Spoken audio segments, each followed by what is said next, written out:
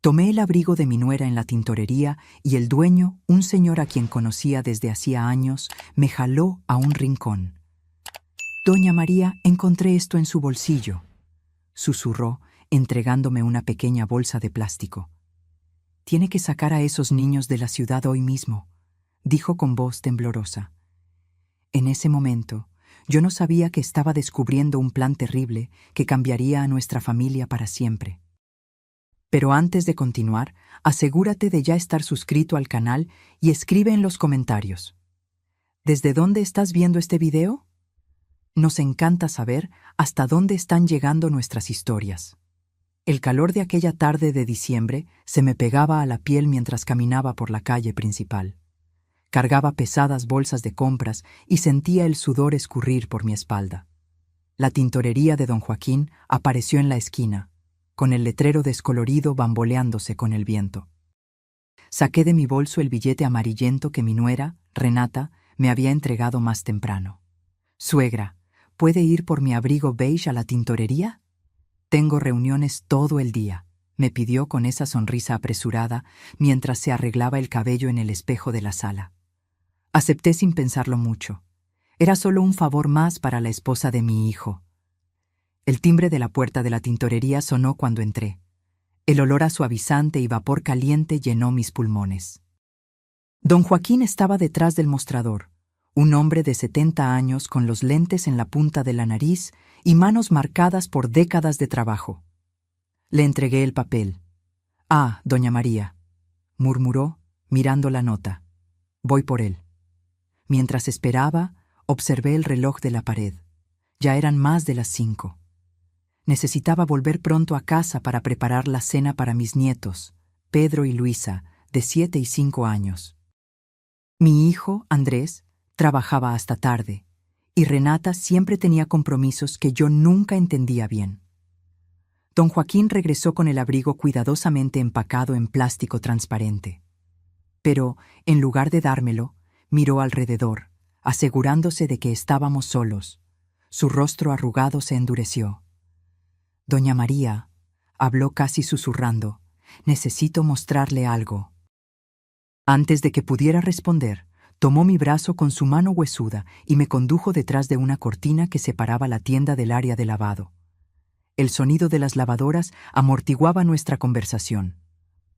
«Encontré esto cuando estaba revisando los bolsillos», dijo, sacando de un cajón una pequeña bolsa de plástico. Mi corazón se aceleró cuando vi el contenido. Era una foto de mis nietos jugando en el patio de casa. Pero lo que me heló fue la marca. Círculos rojos burdos alrededor de sus rostros, como si hubieran sido dibujados con rabia. Junto a ella había un recibo de transferencia bancaria con una suma que me hizo abrir los ojos. Eran millones. Cuando vi esto, ni lo creí, continuó don Joaquín, con la voz temblando. La conozco desde hace años. No podía simplemente devolverle el abrigo como si nada hubiera pasado. Tomé la bolsa de plástico, con las manos temblando tanto que casi la dejo caer. «Doña María, usted tiene que llevarse a los niños lejos de aquí», dijo, con los ojos llenos de miedo genuino. «No estoy bromeando. Este tipo de marca no es algo bueno. Ya he oído historias». «¿Qué significa?», pregunté, apenas logrando articular las palabras. «No puedo asegurarlo con certeza, pero esos círculos rojos, ya he visto reportajes sobre eso. Tiene que ver con trata de personas». El aire se hizo demasiado pesado para respirar. ¿Trata de personas? ¿Mis nietos? La sala pareció girar a mi alrededor. «No pierda tiempo», continuó. «Tome a los pequeños y salga de la ciudad antes del amanecer.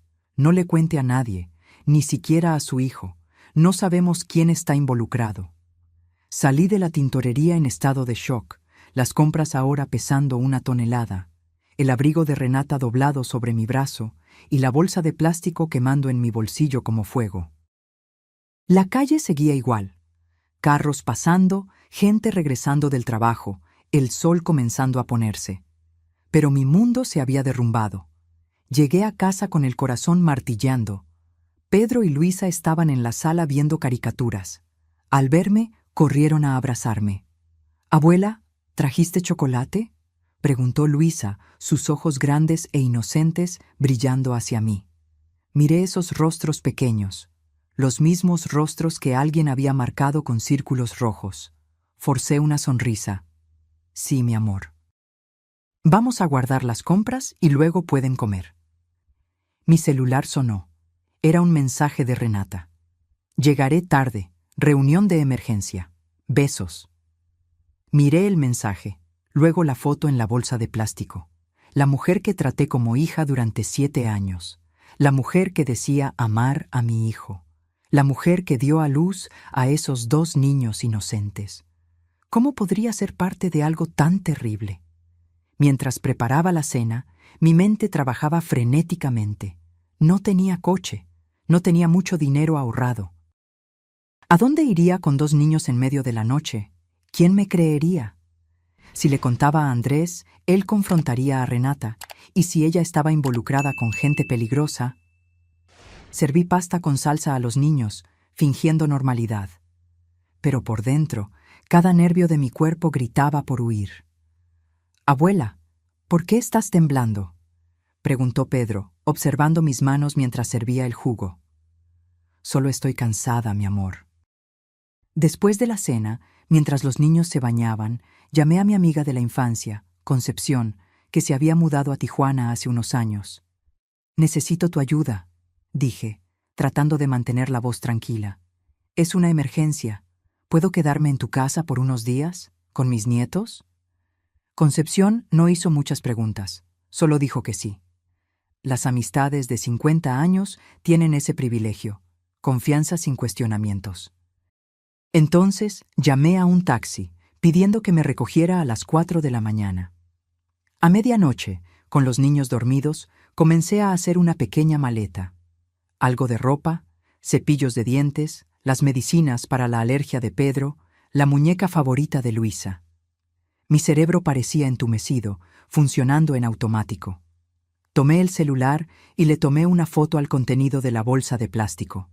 Era la única prueba que tenía, en caso de que algo saliera mal.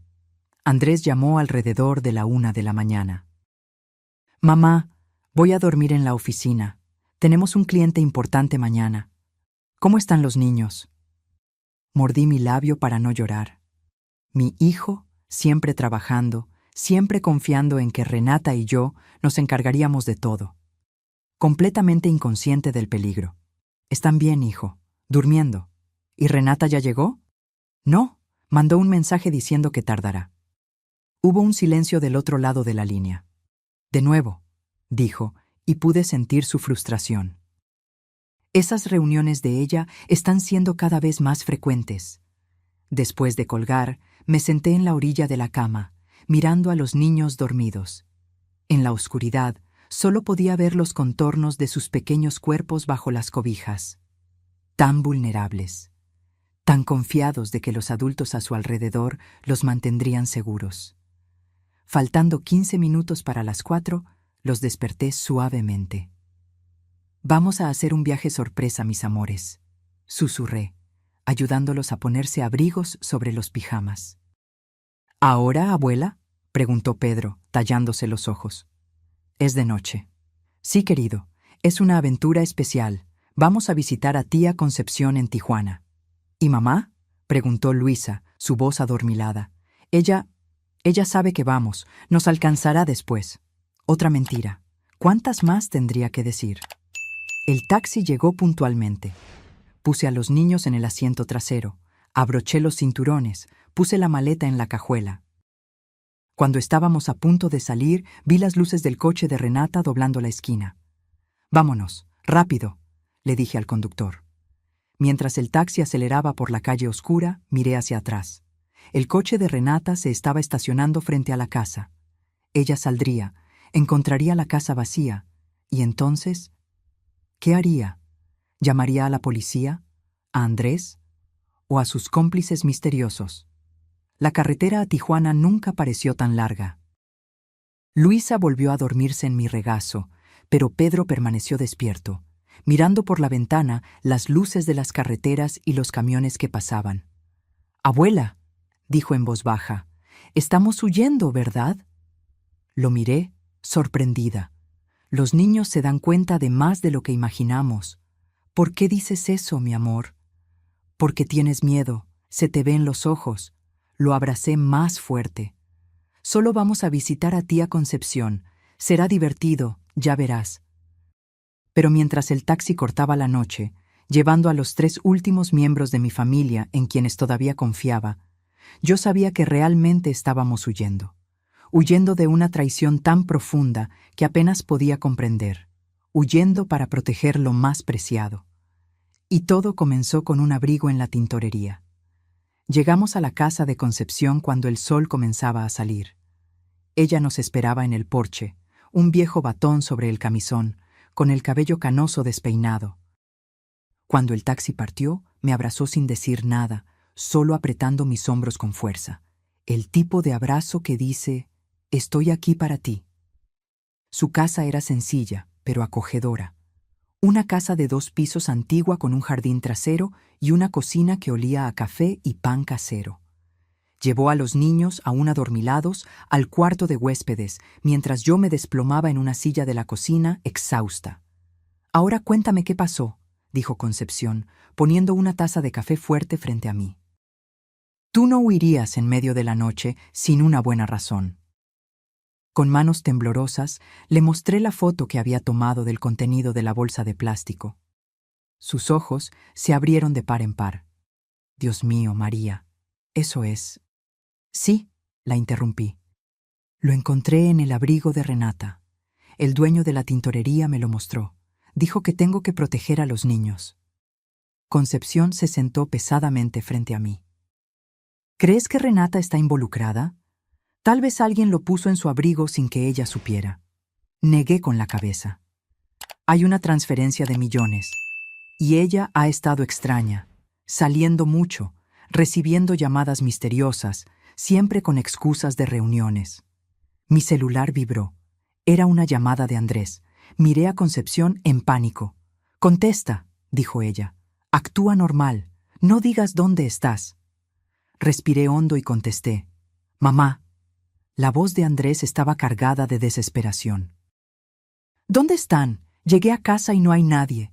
Renata dice que desapareciste con los niños». «Andrés, cálmate», dije, tratando de mantener la voz firme. «Los niños están bien, estamos a salvo». «¿A salvo? ¿De qué estás hablando? Renata está desesperada. Ya llamó a la policía». Mi corazón se hundió. La policía. Claro que ella involucraría a las autoridades rápidamente. Una abuela secuestró a sus nietos. La historia perfecta para pintarme como villana. «Andrés, por favor, escúchame». «Descubrí algo terrible. No puedo explicarlo por teléfono. Ustedes están siendo monitoreados». «Mamá, me estás asustando. ¿Qué historia es esa? Renata cree que tuviste algún episodio». La insinuación era clara. Mi nuera estaba sugiriendo que había tenido un colapso mental. La rabia subió por mi pecho. «Hijo, estoy perfectamente lúcida. Necesito que vengas solo a encontrarme, sin que Renata lo sepa. Es sobre los niños, es serio». Hubo un largo silencio. «¿Dónde estás?», finalmente preguntó, la voz más baja.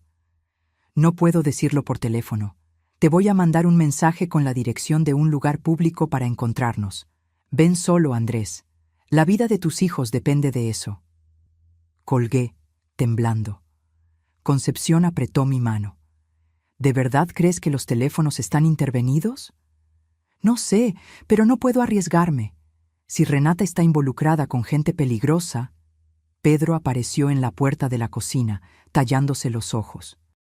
«Abuela, tengo hambre». Forcé una sonrisa. «Vamos a hacer un desayuno muy rico, cariño». Mientras Concepción preparaba hot cakes para los niños, le mandé un mensaje a Andrés, citándolo en un centro comercial de Tijuana, en el área de comida, a las 2 de la tarde. El resto de la mañana pasó borroso. Traté de actuar normalmente con los niños, que estaban encantados con el jardín de Concepción y con el gato gordo que vivía allí. Pero cada ruido me sobresaltaba. Cada coche que pasaba por la calle me hacía correr a la ventana. A la 1:30 de la tarde, dejé a los niños con Concepción y tomé un autobús al centro comercial. Elegí un lugar estratégico en el área de comida, desde donde podía ver todas las entradas. Pedí un café que no pude beber. Mi estómago estaba hecho un nudo. Vi a Andrés llegar 15 minutos antes de la hora acordada. Parecía haber envejecido 10 años desde la última vez que lo vi, hace solo 2 días. Ojeras profundas, barba sin afeitar, los hombros encorvados por el peso de la preocupación. Me vio y caminó rápidamente en mi dirección. Me levanté, lista para un abrazo, pero en lugar de eso, él sujetó mis brazos con fuerza. «Mamá, ¿qué hiciste? ¿Dónde están mis hijos?» «Están a salvo», respondí, manteniendo la voz baja. «Siéntate. Necesito mostrarte algo». Él se sentó a regañadientes. Tomé mi teléfono y le mostré la foto que había tomado. Encontré esto en el abrigo de Renata. El dueño de la tintorería me lo entregó ayer. Andrés tomó el teléfono, mirando fijamente la imagen. Vi su rostro cambiar, de la rabia a la confusión, luego a una expresión que no pude interpretar. «¿Qué son esos círculos?», preguntó, la voz casi inaudible. Según don Joaquín, es una marca usada por traficantes de personas. Andrés, creo que Renata está planeando vender a los niños. Él negó con la cabeza vehementemente. «No, no, eso es absurdo. Debe haber alguna explicación. Renata jamás. Ella ama a sus hijos». «Mira el valor de la transferencia», insistí.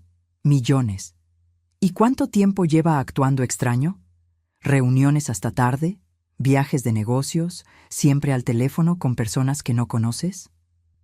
Vi la duda crecer en sus ojos. Andrés trabajaba tanto, confiaba tan ciegamente, que nunca cuestionaba las ausencias cada vez más frecuentes de su esposa.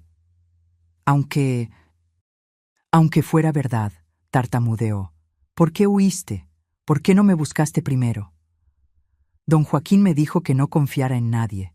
No sabemos quién está involucrado, Andrés. Si Renata forma parte de una red mayor. Andrés pasó las manos por su rostro, tratando de procesar lo que estaba escuchando. «Necesito ver a mis hijos», dijo finalmente. «Necesito asegurarme de que están bien». «Lo están. Pero antes de llevarte con ellos, necesitamos decidir qué hacer. Si confrontas a Renata, ella lo negará todo. Podría incluso convencerte de que enloquecí. Necesitamos pruebas más concretas». «¿Qué pruebas? Esto puede ser cualquier cosa», dijo, señalando la foto en el celular. «Pudo haber sido puesto ahí, puede ser un malentendido». Yo esperaba esa resistencia. Nadie quiere creer que la persona que eligió para compartir la vida es capaz de tal traición. «Andrés, ¿nunca sospechaste nada? ¿Nunca viste algo extraño?» Se quedó en silencio por un largo momento. «Había una caja fuerte», dijo finalmente, «en el closet de nuestro cuarto. Renata dijo que era para guardar joyas, pero yo nunca tuve la combinación. Y, últimamente, he visto movimientos extraños en nuestra cuenta conjunta, grandes sumas siendo transferidas». Mi corazón se aceleró. «Necesitamos ver qué hay en esa caja fuerte. Mamá, eso es invasión de privacidad. No podemos simplemente...» «Estamos hablando de la seguridad de tus hijos», interrumpí, más duramente de lo que pretendía. «Si estoy equivocada, le pido disculpas a Renata de rodillas. Pero, ¿y si tengo razón? ¿Podrías vivir sabiendo que tuviste la oportunidad de salvarlos y no hiciste nada?» Vi la lucha interna en sus ojos, el amor por su esposa contra la preocupación por sus hijos. Finalmente, asintió. «Renata está en la delegación ahora, dando una declaración sobre el secuestro. La casa está vacía. Entonces vamos. Ahora». Salimos del centro comercial y tomamos un taxi. Durante todo el trayecto de regreso a nuestra ciudad, nos quedamos en silencio. Andrés miraba por la ventana, perdido en sus pensamientos. Yo rezaba silenciosamente por estar equivocada, porque hubiera una explicación inocente para todo. Pero en el fondo, yo sabía. Aquellos círculos rojos eran una sentencia de muerte para mis nietos, y yo haría cualquier cosa para salvarlos. El taxi nos dejó a 2 cuadras de la casa de Andrés, por precaución. Caminamos rápidamente por las calles familiares que ahora parecían cargadas de amenazas invisibles. La casa de 2 pisos donde mi hijo había construido su familia apareció frente a nosotros, silenciosa como una tumba. Andrés abrió la puerta con manos temblorosas. El interior estaba exactamente como yo lo había dejado la noche anterior. Los juguetes de Pedro esparcidos por la alfombra, los libros de colorear de Luisa sobre la mesa de centro. Había una extraña quietud, como si la casa supiera que estábamos a punto de exponer sus secretos. «La caja fuerte está en nuestro closet», dijo Andrés, subiendo las escaleras. Lo seguí hasta el cuarto principal. La cama king size estaba desordenada, probablemente por la desesperación de Renata al descubrir nuestra desaparición. El closet era espacioso, con la ropa cara de Renata colgada en orden meticuloso de un lado y los trajes sencillos de Andrés del otro.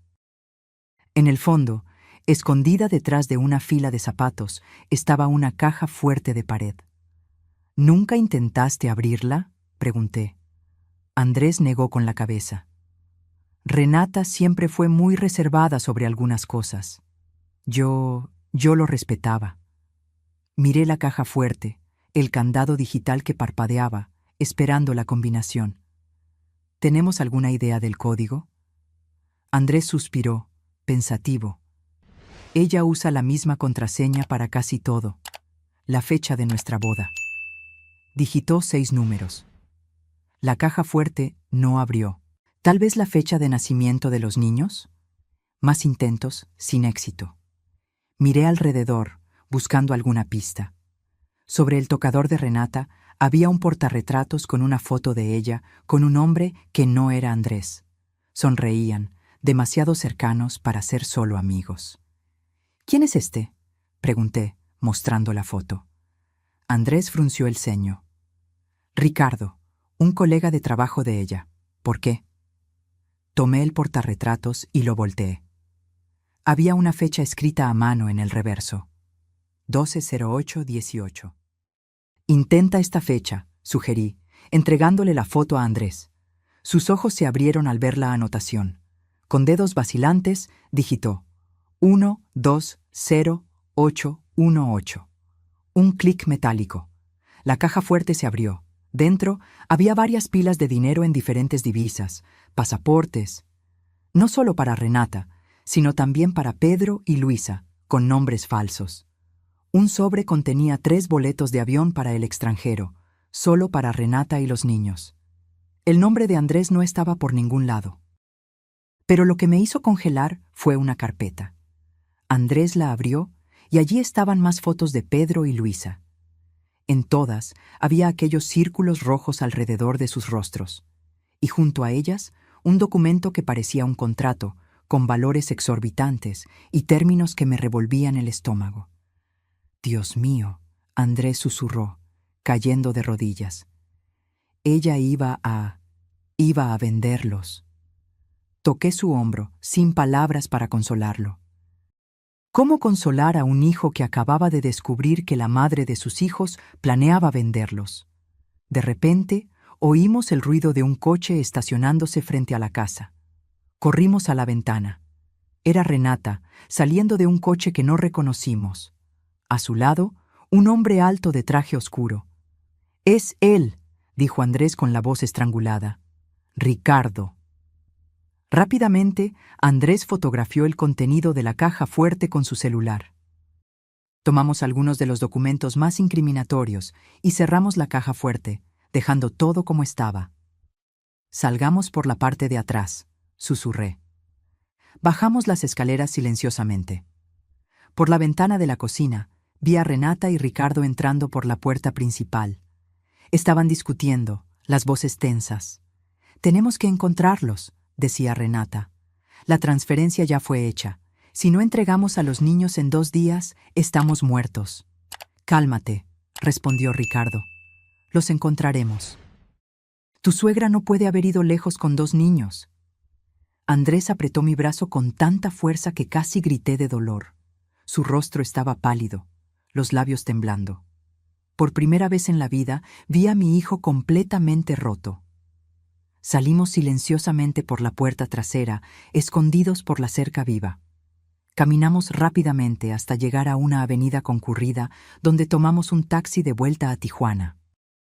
En el camino, Andrés permaneció en silencio, mirando las fotos en su celular como si todavía no pudiera creerlo.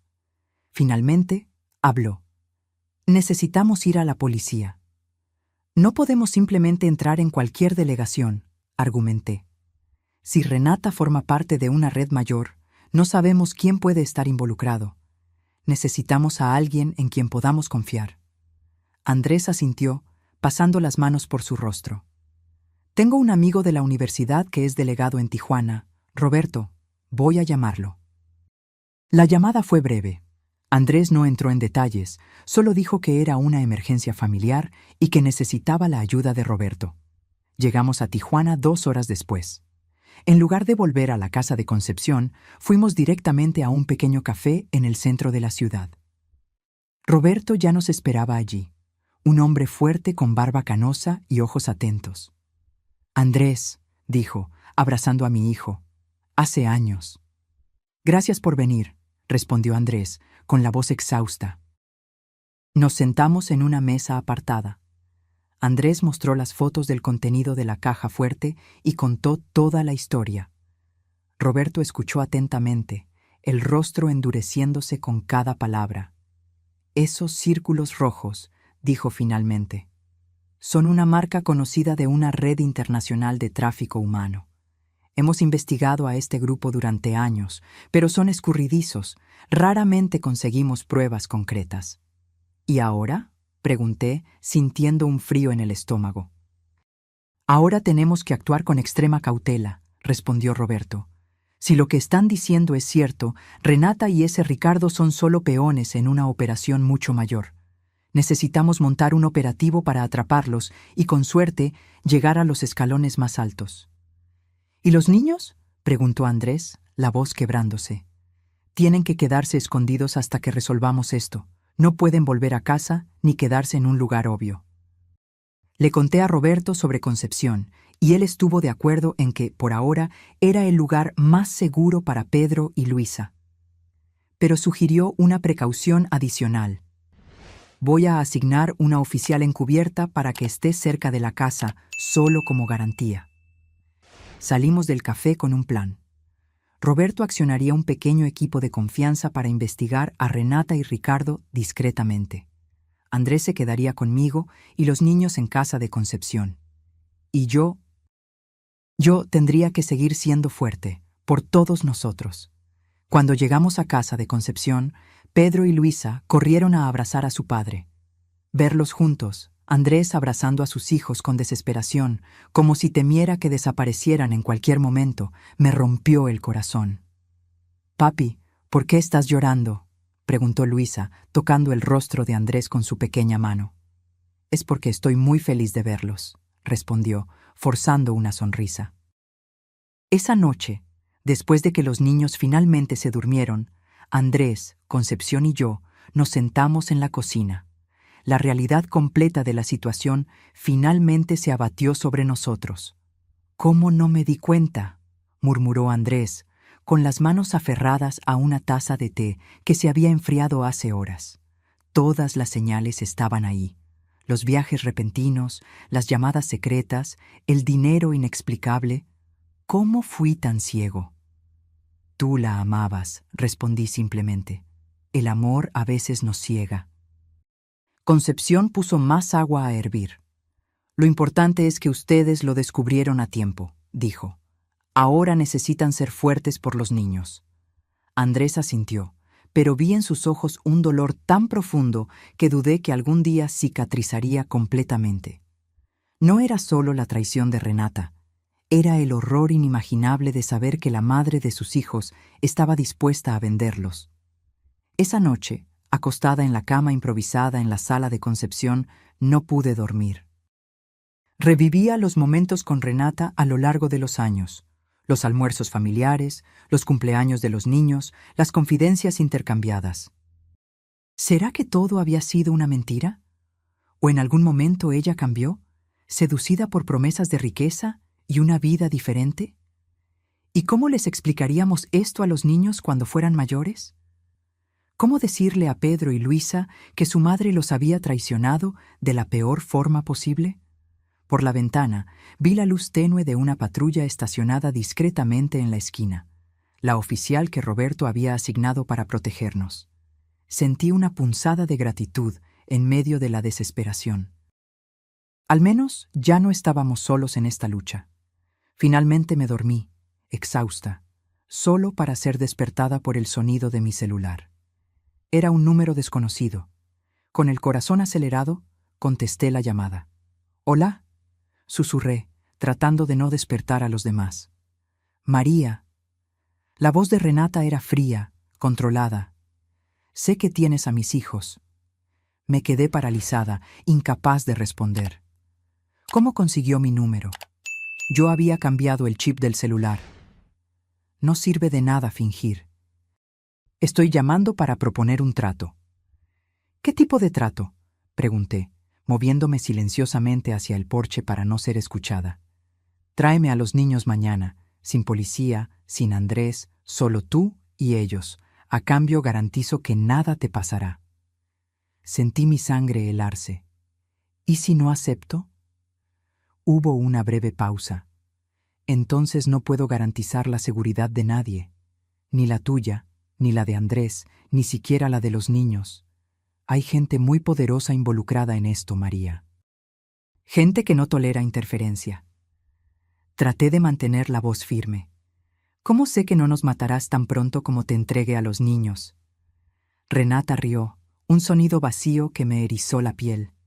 ¿De verdad crees que quiero matar a mis propios hijos? Son demasiado valiosos para eso. Valiosos como mercancía, respondí amargamente. Negocios son negocios, María. Tengo una deuda que pagar, y esta es la única forma. Plaza Central de Tijuana, mañana al mediodía. Ven sola con Pedro y Luisa. La llamada fue terminada. Me quedé allí, temblando en el porche oscuro. La oficial en la patrulla debió notar mi silueta, pues encendió brevemente el faro, como una señal silenciosa de que estaba vigilante. Volví adentro y desperté a Andrés. Él escuchó mi relato de la llamada con el rostro pálido. «Voy a llamar a Roberto inmediatamente», dijo. Roberto apareció en casa de Concepción menos de una hora después, acompañado de otros 2 policías encubiertos. Nos sentamos todos en la cocina mientras los niños dormían, inconscientes del peligro que se cernía sobre nosotros. «Esto puede ser bueno», dijo Roberto pensativo. «Podemos usar este encuentro para atraparlos». «Es demasiado arriesgado», protesté. «¿Y si algo sale mal? ¿Y si los niños se lastiman?» «No llevaremos a los niños de verdad», explicó Roberto. «Haremos una trampa. Usted irá al lugar acordado, pero con agentes disfrazados en lugar de los niños. Tendremos equipos posicionados por toda la plaza». Andrés pasó las manos por su cabello, nervioso. ¿Y si se dan cuenta? Por eso necesitamos ser extremadamente cuidadosos en la planificación, dijo Roberto. Necesitamos hacerlo parecer lo suficientemente convincente para que se acerquen, pero garantizar su seguridad. Discutimos los detalles hasta el amanecer. El plan era arriesgado, pero era nuestra mejor oportunidad de capturar a Renata y sus cómplices. Yo sería el cebo, fingiendo haber traído a los niños según lo exigido. Cuando el sol finalmente salió, yo estaba exhausta, pero determinada. Mientras Roberto y sus colegas salían para organizar la operación, fui a ver a Pedro y Luisa, que comenzaban a despertar. «Buenos días, abuela», murmuró Pedro adormilado. «¿Vamos a volver a casa hoy?» Me senté en la orilla de la cama y acaricié su cabello. «Todavía no, cariño. Nos quedaremos unos días más con tía Concepción». «Pero quiero mis otros juguetes», se quejó Luisa, abrazando a su muñeca. «Pronto, mi amor, pronto». Andrés entró al cuarto, forzando una sonrisa para sus hijos. Sus ojos se encontraron con los míos por encima de las cabezas de los niños. Una mirada de determinación mezclada con terror. El día pasó lentamente. Concepción mantuvo a los niños entretenidos con juegos e historias, mientras Andrés y yo recibíamos instrucciones finales de Roberto por teléfono. A las 11 de la mañana llegó el momento de prepararme. Me vestí como normalmente lo haría para salir con mis nietos. Jeans, blusa sencilla, cabello recogido. Roberto me había entregado un pequeño dispositivo de escucha, escondido como un botón en mi blusa. Antes de salir, abracé a Pedro y Luisa más fuerte que nunca. La abuela va a resolver unas cosas y vuelve pronto, prometí, tragándome las lágrimas. Pórtense bien con papá y tía Concepción. En el coche policial disfrazado, rumbo a la plaza central, sentí el peso de todo lo que estaba en juego. 2 niños policías disfrazados de Pedro y Luisa estaban a mi lado, vestidos exactamente como mis nietos estarían. ¿Se encuentra bien, señora?, preguntó la oficial al volante. Sí, respondí, aunque mi corazón latía tan fuerte que pensé que podría romper mi pecho. La plaza central estaba relativamente tranquila para un día de semana. Algunas madres con niños jugando en los columpios, ancianos sentados en los bancos, gente apurada cruzando hacia el trabajo. Policías encubiertos estaban posicionados estratégicamente, un vendedor de palomitas, una mujer paseando a un perro, un hombre leyendo el periódico. Me senté en un banco en el centro de la plaza, los 2 niños a mi lado. Faltaban 5 minutos para el mediodía. Todo está bien, susurré para mí misma. Va a salir bien. Exactamente al mediodía, vi a Renata entrando a la plaza. Estaba elegante como siempre, cabello perfectamente arreglado, lentes oscuros cubriendo sus ojos. A su lado, caminaba Ricardo, mirando constantemente a su alrededor. Mi corazón se disparó cuando se acercaron. Renata se detuvo a pocos metros de distancia, analizando a los niños a mi lado. Por un terrible momento, pensé que se daría cuenta de que no eran Pedro y Luisa de verdad. María, dijo, su voz falsamente dulce. Qué bueno que decidiste ser razonable. Se acabó, Renata, respondí, manteniendo la voz firme a pesar del miedo. Sé todo. Ella sonrió, esa sonrisa que antes me parecía encantadora y ahora parecía la máscara de un monstruo. ¿Qué crees que sabes? Sé sobre el tráfico, sobre el plan para vender a Pedro y Luisa. Encontramos la caja fuerte. Vi un destello de pánico en sus ojos antes de que pudiera esconderlo. Imaginación tuya, María. Siempre tuviste una mente demasiado fértil. Ahora, niños, vengan con mamá. Los niños vacilaron, conforme a las instrucciones. Ricardo dio un paso adelante, irritado. Basta de charla. Tómalos, tenemos que irnos. El comprador está esperando. En ese momento, todo sucedió rápidamente. Roberto y sus agentes surgieron de todos lados. Policía Federal, ¡alto! Ricardo intentó correr, pero fue derribado por 2 oficiales. Renata se quedó paralizada, los ojos abiertos de shock cuando las esposas fueron puestas en sus muñecas. Me traicionaste, me sisió mientras era llevada. Ellos no van a dejar esto así. Tú no sabes con quién te estás metiendo. Sus palabras enviaron un escalofrío por mi espalda. Incluso con Renata y Ricardo presos, la amenaza no había terminado. Había otros involucrados, personas más poderosas y más peligrosas. Roberto se acercó a mí mientras los otros oficiales subían a Renata y Ricardo a patrullas. Usted fue muy valiente, dijo apretando mi hombro. Lo logramos. Ahora podemos seguir su rastro hasta los jefes de la operación. ¿Y mi familia?, pregunté, todavía temblando. ¿Estamos seguros? Los mantendremos bajo protección hasta que estemos seguros de que todos los involucrados han sido capturados, garantizó. Pero ustedes no pueden volver a casa todavía. Voy a conseguir un lugar seguro. En la delegación me reuní con Andrés. Me abrazó con fuerza, lágrimas corriendo por su rostro. Se acabó, mamá, dijo. Salvaste a mis hijos. Pero mientras esperábamos para dar nuestras declaraciones, viendo a Renata y Ricardo siendo interrogados en salas separadas, yo sabía que no había terminado. Era solo el comienzo de una larga lucha por la justicia y, más importante, por la seguridad y el futuro de Pedro y Luisa. Pasaron 3 meses desde aquel día en la plaza.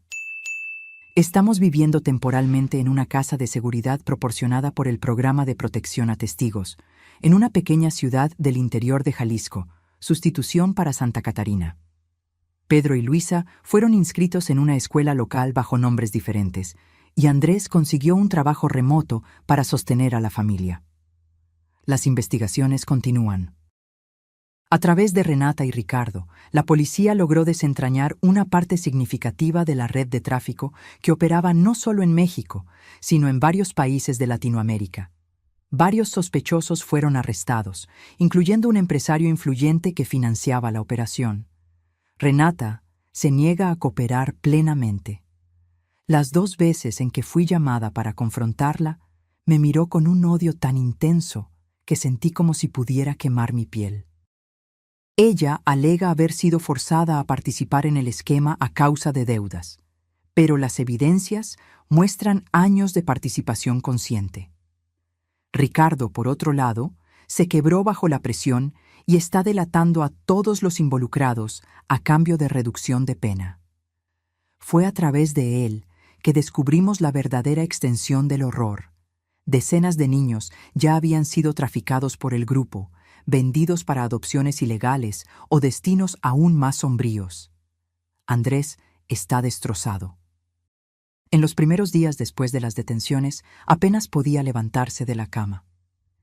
¿Cómo seguir viviendo cuando la persona que amabas, la madre de tus hijos, resultó ser un monstruo?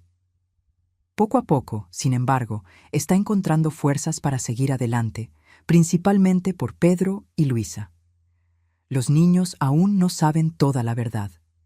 ¿Cómo explicarle a niños tan pequeños que su madre planeaba venderlos? Por ahora, solo les dijimos que Renata hizo algo malo y tuvo que irse. Preguntan por ella ocasionalmente, especialmente Luisa, que aún llora por las noches llamando a su mamá. ¿Cuándo va a volver mamá?, me preguntó ayer mientras la acostaba. No sé, mi amor, respondí sinceramente, acariciando su cabello. Pero la abuela y papá están aquí y te amamos más que a nada en el mundo. Hoy es domingo y estamos tratando de establecer nuevas rutinas, crear una nueva normalidad. Andrés está en el patio con Pedro, enseñándole a andar en bicicleta sin rueditas. Luisa está a mi lado en la cocina, ayudando a hacer un pastel de chocolate, lo que significa principalmente lamer la cuchara de masa cruda. Miro a mi nieta, la mancha de chocolate en su mejilla, sus dedos pequeños amasando la masa, y siento una ola abrumadora de amor y protección. Pienso en lo que podría haber pasado si yo no hubiera ido a la tintorería ese día, si don Joaquín no hubiera notado el contenido sospechoso en el abrigo de Renata. A veces, el destino trabaja a través de los detalles más pequeños. Un abrigo olvidado, una tintorería antigua, un hombre honesto que se negó a quedarse callado. Pequeñas decisiones que cambiaron todo. El fiscal del caso nos dijo que Renata y Ricardo probablemente recibirán penas severas. Las evidencias son abrumadoras, y el caso ganó notoriedad nacional, aumentando la presión por justicia. Pero también nos alertó que el juicio será difícil, especialmente para Andrés, que tendrá que enfrentar públicamente la traición de su esposa. Roberto, el delegado amigo de Andrés, continúa visitándonos regularmente, tanto profesionalmente como para darnos apoyo. Fue él quien me dijo algo que no puedo olvidar. Doña María, usted hizo lo que muchos no habrían tenido el valor de hacer: enfrentar una verdad horrible cuando habría sido más fácil ignorarla. No me siento valiente. Solo hice lo que cualquier abuela haría para proteger a sus nietos. Pero aprendí que a veces el coraje no es un gran gesto heroico, sino una serie de pequeños pasos difíciles tomados cuando todo lo que quieres es huir. Hoy por la noche, cuando Andrés y yo nos sentamos en el porche después de que los niños se durmieron, mirando las estrellas que parecen tan brillantes en esta pequeña ciudad, él tomó mi mano. Gracias, mamá, dijo simplemente, por haber salvado a mis hijos cuando yo estaba demasiado ciego para ver el peligro.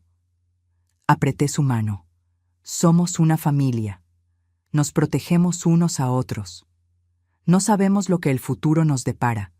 No sabemos cuánto tiempo tendremos que vivir en este limbo, lejos de nuestra casa, de nuestros amigos, de nuestra vida anterior. No sabemos cómo reaccionarán los niños cuando sean lo suficientemente mayores para entender toda la verdad. Pero sé que, no importa cuán oscura sea la noche, el sol siempre vuelve a salir. Y mientras estemos juntos, Andrés, Pedro, Luisa y yo, encontraremos nuestro camino de vuelta a la luz. Esta mañana, mientras arreglaba la cómoda prestada en el cuarto temporal, encontré el billete amarillento de la tintorería, todavía en el bolsillo de la blusa que usaba aquel día fatídico. Un simple pedazo de papel que cambió nuestras vidas para siempre. Lo guardé como recuerdo, no de la traición de Renata, sino del coraje de don Joaquín, de nuestra propia resiliencia y del hecho de que, a veces, los peores momentos de nuestra vida pueden llevarnos a una oportunidad de recomenzar. Porque eso es lo que estamos haciendo ahora, recomenzando. Un día a la vez, una risa a la vez, un recuerdo nuevo a la vez. Y al final, eso es todo lo que podemos hacer.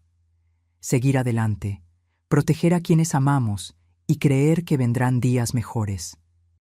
El juicio de Renata y Ricardo comenzó exactamente 6 meses después de su detención. El caso había ganado atención nacional, y la sala del tribunal estaba llena de periodistas, activistas de derechos humanos y ciudadanos indignados. Andrés y yo nos sentamos juntos en la primera fila, apretando las manos uno del otro en busca de fuerza. Gracias a los esfuerzos de Roberto, los niños no tuvieron que asistir, siendo librados del trauma de ver a su madre esposada en el banquillo de los acusados. Cuando Renata entró, escoltada por 2 guardias, casi no la reconocí. El tiempo en prisión había borrado todo el brillo que antes ostentaba. El cabello siempre impecable ahora estaba sin vida.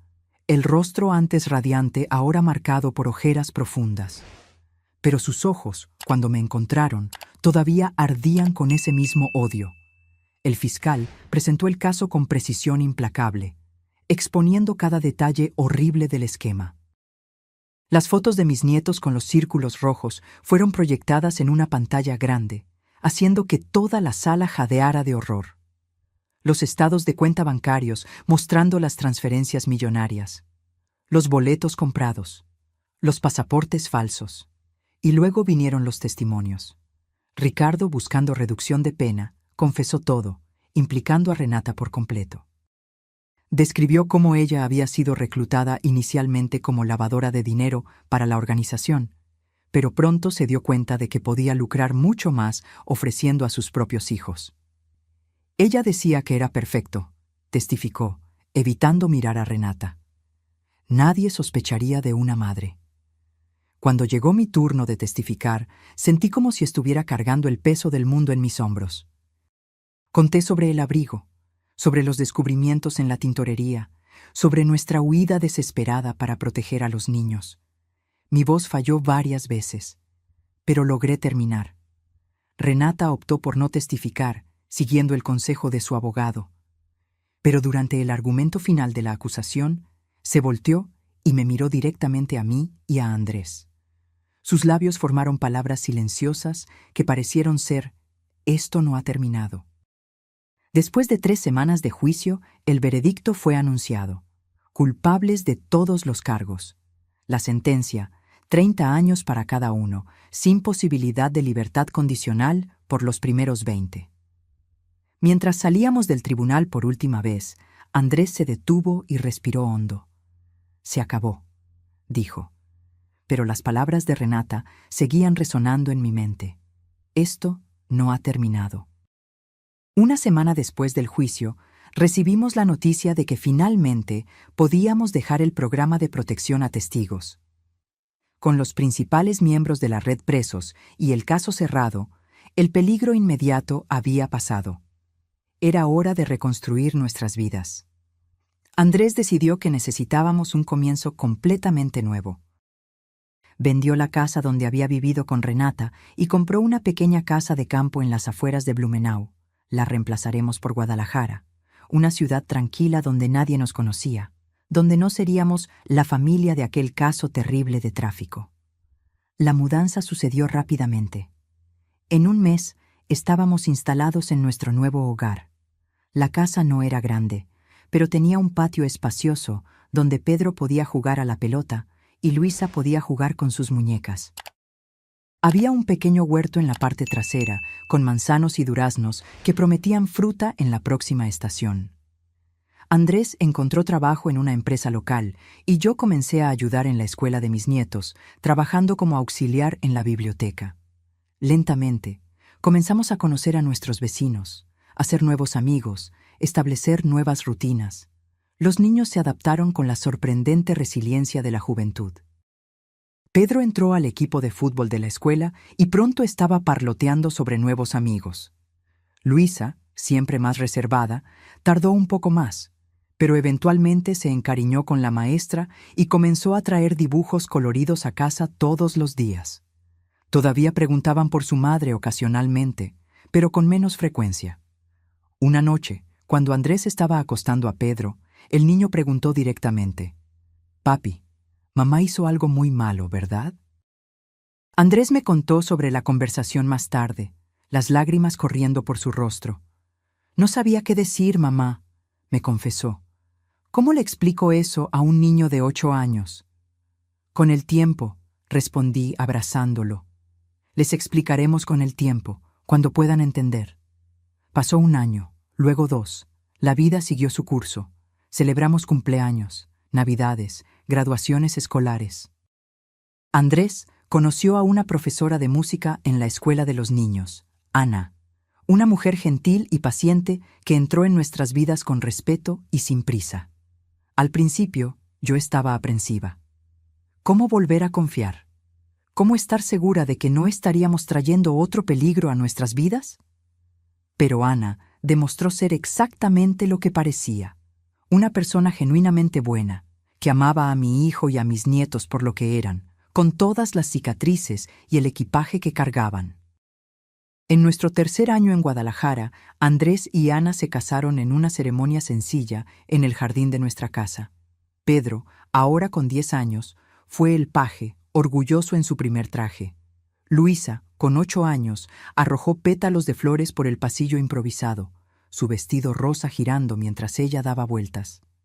Observando a mi hijo sonreír de nuevo, viendo a mis nietos abrazar a Ana con afecto genuino, sentí una paz que no experimentaba desde hacía años. Tal vez, finalmente, habíamos encontrado nuestro final feliz. Entonces llegó la carta. Llegó en un sobre común, sin remitente, dirigida a mí. Dentro, una sola hoja de papel con un mensaje tipeado. «Ella sale pronto. Nunca olvidó lo que hiciste. Prepárate». Mi sangre se congeló. Renata no podía estar saliendo. Su sentencia era de 30 años y solo habían pasado 3. Pero, ¿y si hubo una apelación exitosa? ¿Y si ella había hecho algún tipo de trato? No le mostré la carta a Andrés. Él finalmente era feliz. Finalmente estaba siguiendo adelante. ¿Cómo podría traerlo de vuelta a esa pesadilla? En su lugar, llamé a Roberto, que había permanecido en contacto a lo largo de los años. «No es posible», me garantizó después de escuchar sobre la carta. «Renata sigue cumpliendo su sentencia en seguridad máxima. Esto es probablemente solo un intento de asustarlos». «¿Pero cómo alguien encontró nuestra dirección?», pregunté, el miedo evidente en mi voz. «Tuvimos tanto cuidado». «Voy a investigar», prometió. «Mientras tanto, aumenten la seguridad. Instalen cámaras, alarmas y manténgame informado si reciben cualquier otra cosa». En los días siguientes, vivimos en constante estado de alerta. Andrés notó mi preocupación e insistió hasta que le mostré la carta. Su rostro palideció e inmediatamente comenzó a tomar medidas. Instaló un sistema de seguridad completo, puso cerraduras nuevas en todas las puertas y ventanas, incluso compró un perro grande, un pastor alemán llamado Max, que rápidamente se convirtió en el mejor amigo de Pedro. Pasaron 2 semanas más sin ningún incidente. Comencé a preguntarme si Roberto tenía razón, si la carta era solo un intento vacío de asustarnos, tal vez de algún simpatizante de Renata o Ricardo que había descubierto nuestro paradero. Entonces, una mañana de sábado, Mientras yo preparaba el desayuno y los niños aún dormían, el timbre sonó. Andrés y Ana habían salido a correr, como hacían todas las mañanas. Miré por la mirilla, pero no vi a nadie. Con cautela abrí la puerta. No había nadie allí, solo una pequeña caja en el suelo. Mi instinto me decía que no tocara, que llamara a la policía inmediatamente. Pero antes de que pudiera cerrar la puerta, Max pasó por mí y comenzó a olfatear la caja, moviendo la cola alegremente. La tomé con cuidado y la llevé a la cocina. Dentro encontré 2 pequeños muñecos de trapo que se parecían extrañamente a Pedro y Luisa. Ambos tenían círculos rojos dibujados alrededor de los rostros y alfileres clavados en el pecho. Dejé caer la caja, horrorizada. Corrí a ver a los niños, que aún dormían plácidamente. Luego, con manos temblorosas, llamé a Roberto. Dentro de 1 hora, la policía estaba en nuestra casa. Roberto llegó poco después, habiendo conducido más de 200 kilómetros tan pronto como recibió mi llamada. «Esto no es una broma», dijo gravemente, examinando los muñecos. «Vamos a reforzar su seguridad e investigar a fondo». Andrés y Ana regresaron para encontrar la casa llena de policías. Cuando expliqué lo que había sucedido, Andrés tomó una decisión inmediata. «Necesitamos salir de aquí, ahora mismo». No había forma de argumentar. En pocas horas, empacamos lo esencial y dejamos la casa que había sido nuestro hogar durante los últimos 3 años. Roberto nos llevó a una instalación policial segura mientras la investigación continuaba. Pasamos una semana en ese lugar estéril, los niños confundidos y asustados, Andrés y Ana tratando de mantener la calma por ellos. Yo me culpaba constantemente. Tal vez, si no hubiera ido a esa tintorería, si no hubiera descubierto el plan de Renata, estaríamos todos viviendo en ignorancia. Pedro y Luisa habrían sido llevados, sí, pero el resto de nosotros estaría seguro en nuestra ilusión. Pensamientos terribles, egoístas, que yo ahuyentaba tan pronto como surgían. No, descubrir la verdad fue lo único correcto que hacer. Incluso con todo el sufrimiento que vino después, salvamos 2 vidas inocentes. En el 8º día de nuestra estancia en la instalación segura, Roberto entró con una expresión que no podía descifrar. «Encontramos a quien envió los muñecos», dijo, «y no fue Renata». «Entonces, ¿quién?», preguntó Andrés, sujetando la mano de Ana con fuerza. «Una mujer llamada Mónica Silva, hermana de Ricardo. Estaba tratando de asustarlos como venganza por su hermano. No hay conexión real con Renata, ni plan real para lastimarlos». Sentí un alivio tan intenso que mis piernas flaquearon y tuve que sentarme. «Entonces, ¿se acabó? ¿De verdad esta vez?», pregunté. Roberto asintió, una pequeña sonrisa finalmente apareciendo en su rostro cansado. «Se acabó. Mónica fue arrestada por amenazas y persecución. Renata sigue en prisión y no tiene comunicación con el mundo exterior». Esa noche, por primera vez en semanas, dormí profundamente. Cuando desperté, encontré a Pedro y Luisa jugando alegremente en el pequeño patio de la instalación, como si toda la pesadilla nunca hubiera sucedido. «¿Y ahora?», le pregunté a Andrés mientras observábamos a los niños. «¿Volvemos a casa?». Él negó con la cabeza. «Creo que necesitamos un nuevo comienzo, otra vez». Ana, que había permanecido firme a nuestro lado durante toda la crisis, sugirió algo inesperado. «Mi familia tiene una casa en la costa de Jalisco. Está vacía desde hace años. Podríamos mudarnos allí, al menos temporalmente». Y así, una vez más, empacamos nuestras vidas y partimos hacia un nuevo destino. La casa en la costa era más antigua y pequeña que nuestra casa en Guadalajara, pero tenía algo que todos necesitábamos desesperadamente: paz.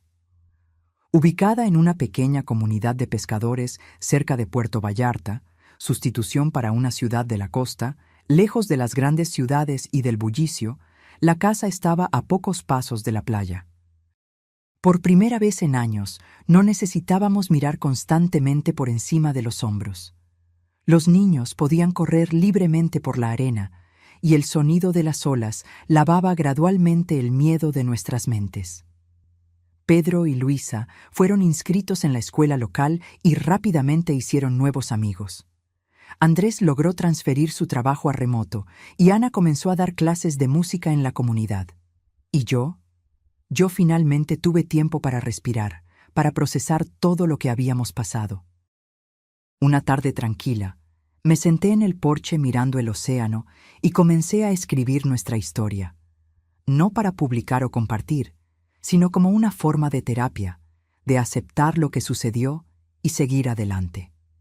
Y tal vez, un día, cuando Pedro y Luisa fueran adultos y estuvieran listos para entender toda la verdad, yo podría darles este registro. Hoy, mientras escribo estas últimas páginas, miro hacia atrás y veo cuánto hemos recorrido.